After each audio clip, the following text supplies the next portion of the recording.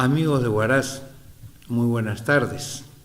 En realidad es para nosotros desde la Casa de la Constitución muy grato poder tomar contacto con ustedes con el propósito de informarles acerca de esta institución que tiene como fin difundir efectivamente los valores que como sociedad hemos adoptado y que se han recogido en un texto que fue discutido originalmente por los representantes que todos enviamos al Congreso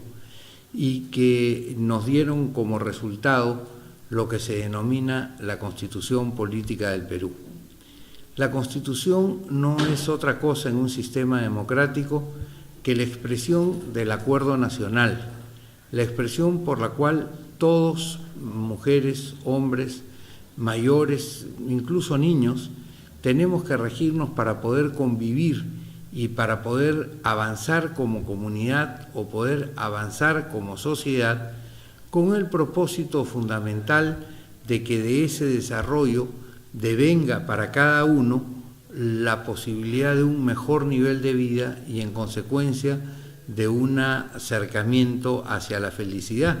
a la que por cierto va a ser muy difícil que lleguemos porque dicen que la felicidad es inalcanzable, pero que sin embargo se podrá ir uno acercando a ella en tanto que vaya desarrollando su potencialidad como persona humana. Y en ese sentido la Constitución tiene que ayudar a las sociedades a expresar y a comprometer a la comunidad en ese desarrollo. Las constituciones democráticas no pueden ser producto ni de una dictadura ni de una imposición dictatorial, porque cuando las denominadas constituciones de las dictaduras pretenden imponerse, no están traduciendo lo que la gente quiso, sino lo que aquel que se encaramó en el poder quiere que se siga, vale decir, ordenándonos al resto de los peruanos, que es lo que él estima como bueno.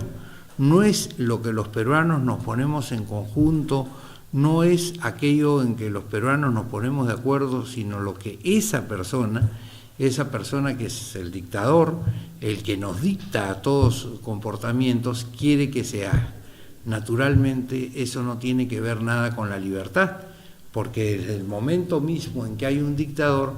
ese se siente superior a los demás y además se siente con el derecho de decidir, exigir qué cosa es lo que se tiene que hacer en cada uno de los rincones del país de acuerdo a su propio criterio. Y es por eso que nosotros en la Casa de la Constitución estimamos que es necesario que el Congreso de la República discuta de una vez por todas la nulidad del texto que en 1993 Alberto Fujimori, que fue un dictador, que dio un golpe de Estado en 1992, que rompió con la democracia, que convocó a un Congreso que resultó siendo fraudulento en cuanto a su elección y en cuanto a su desarrollo, y que quiso dar por aprobado un texto constitucional que no fue producto de una elección libre. De una vez digo, tiene que declararse la nulidad de este texto de 1993 y de volverse más bien a discutir sobre la Constitución de 1979. Esta Constitución de 1979 fue aprobada por 100 constituyentes que además resultaron elegidos en un proceso que nadie debatió, que nadie discutió su validez, que nadie entendió que fueron fraudulentos y donde todos los sectores, la derecha, el centro, la izquierda, pudieron ponerse de acuerdo respecto a este texto y a cuáles fueron los derechos que las personas tenían dentro de su vida en la comunidad. En consecuencia, nosotros sostenemos la tesis aquí en la Casa de la Constitución que no se puede obedecer la tesis de las constituciones de la dictadura, porque eso es perfectamente antitético, contradictorio con lo que es el principio mismo de Constitución y con lo que es la democracia. La democracia es el poder del pueblo y es muy distinto de la voluntad del dictador.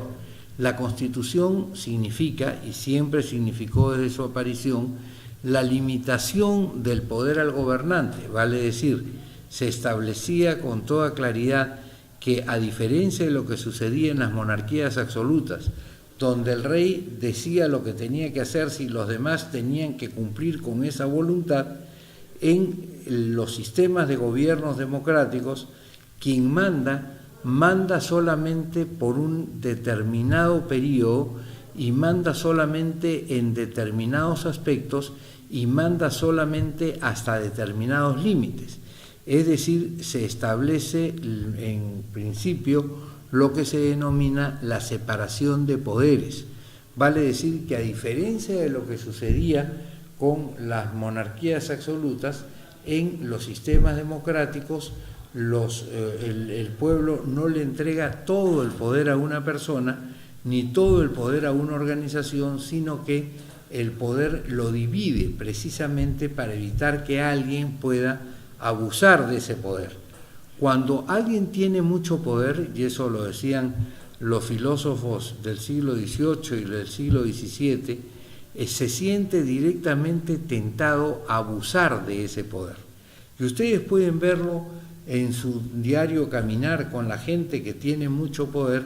y que tiende a ser déspota con los demás y que tiende a desconocer los derechos de los demás. Y en ese sentido, cuando alguien tiene todo el poder en un Estado, en realidad apunta,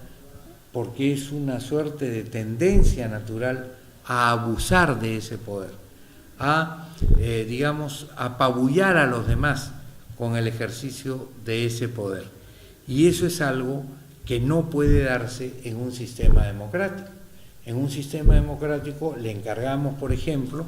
la facultad de legislar a un grupo que está reunido en el Congreso, le encargamos la facultad de administrar el país a un conjunto de gente que se reúne en torno al presidente de la República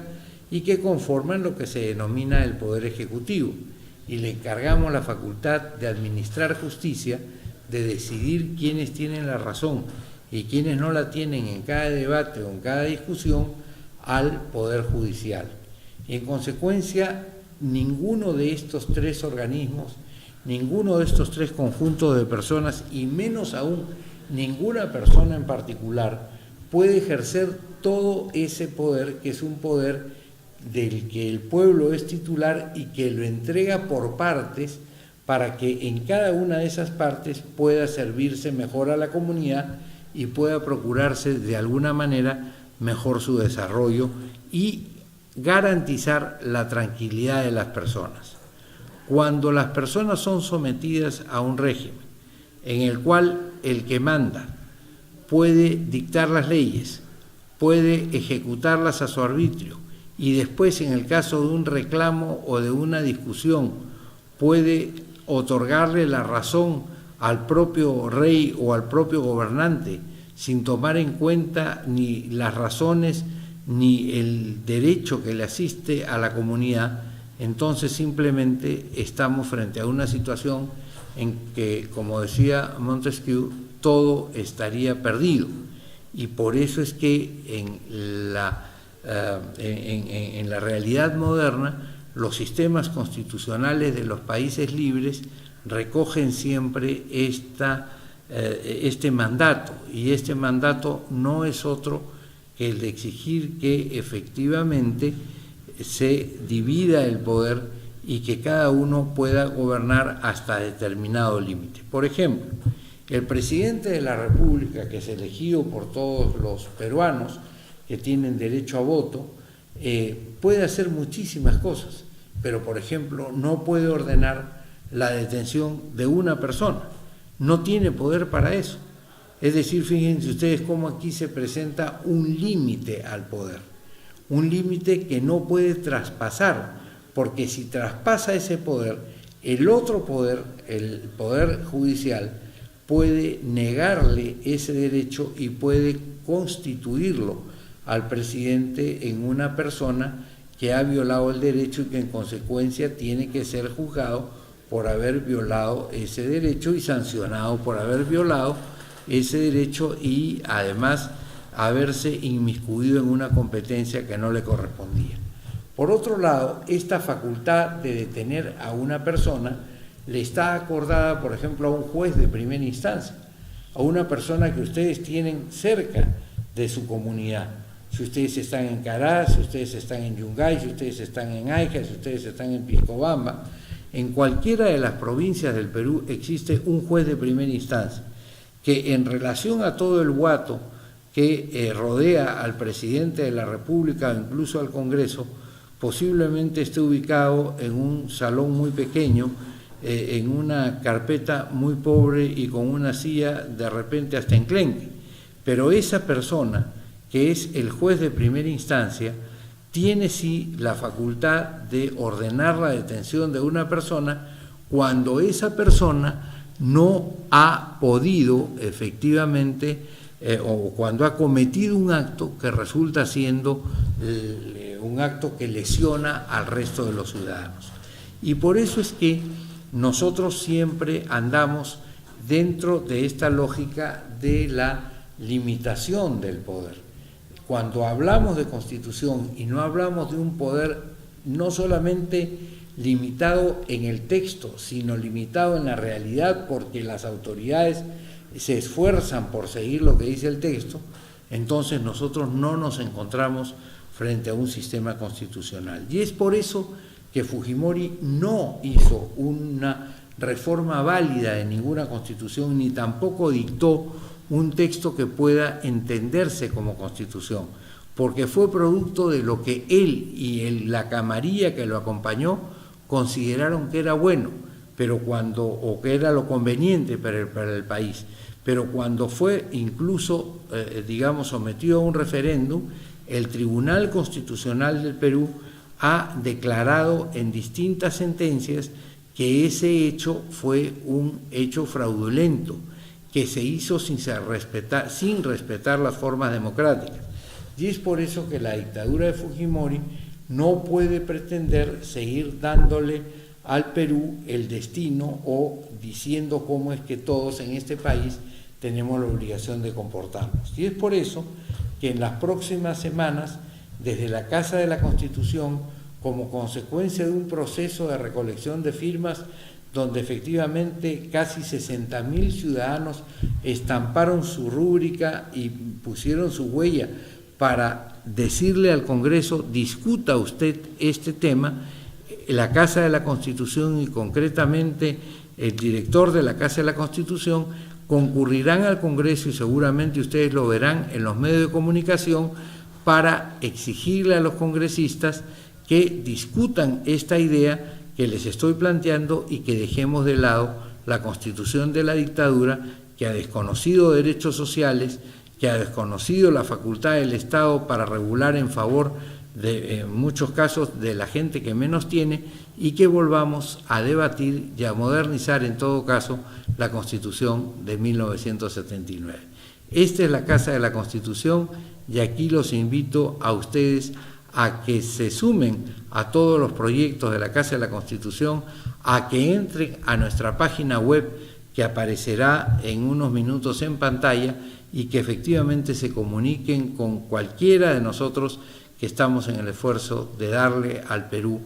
un espacio de debate serio y sólido. Muchas gracias a todos ustedes, televidentes de Huaraz y en general de toda la región Andes.